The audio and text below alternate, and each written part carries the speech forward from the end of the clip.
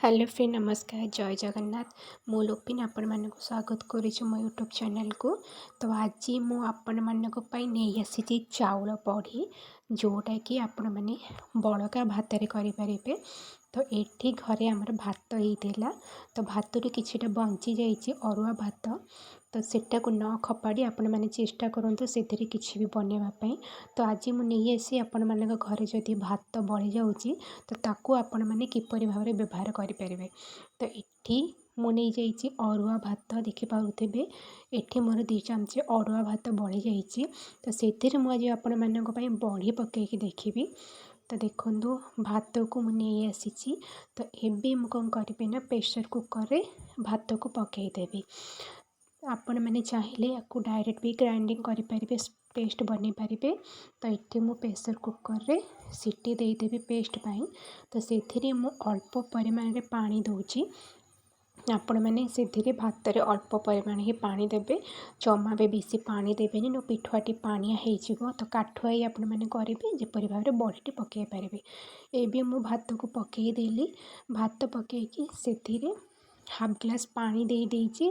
तो सेगुड़ा को भल भाव में आपण मैंने हाथ रे गोलई देबे। तो ये मु प्रेशर कुकर रे सीटी देबी। तो 2 ରୁ 3टा सीटी आपण मैंने देबे जेपरी भाव में सेटा को सीझिक मेल्ट हबो। भात तो ऑलरेडी हेकी अच्छी तो सीटी पाई दब। एबे मु नहीं स्वाद अनुसार लुण कला जीरा आउ लंका गुंड।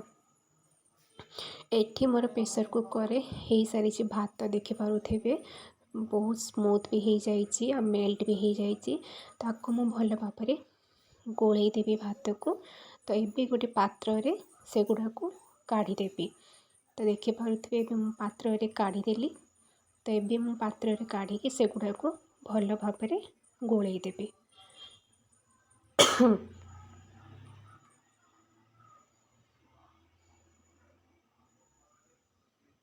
देखते पिठोटी मोर जमा भी पानी हैनी पूरा काठुआ भाव में जोटा कि बड़ी पकाइवाई आपण को सुविधा हो पार।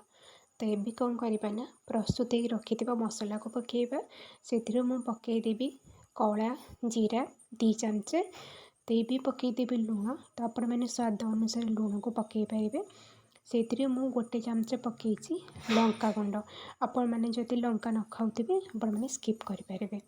तो ये कौन करी ना संपूर्ण भाव में पकई सारी सब जिनस भल भाव ताको मु गोलई देवी।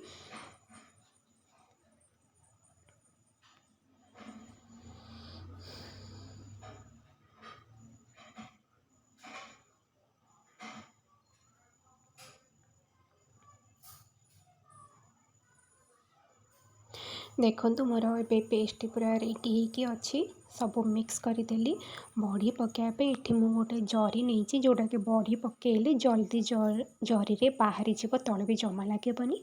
तो आपण मान पाखे जिते साड़ी जरी थी से पकई पारे नचे बड़ी पकाइबे जेकोसी आपण पाखे थी नहीं पकई पारे। देखो से लगे गोटे चमच तेल जोटा कि बड़ीटा तले लगे बाहरी जीव सहजरे। तो ये मुझे कौन करी ना छोट छोट करी सेटा को बड़ी पकईदेवी।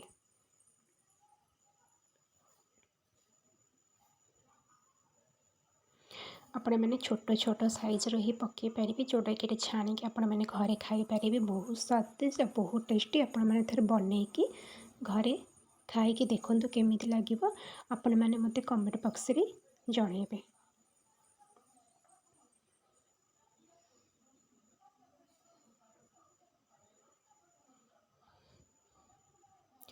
आपण मैंने चाहिए आपको भी पांपड़ जमी पकाती पांपड़ साइज रे भी आपको मैंने पकई पारे।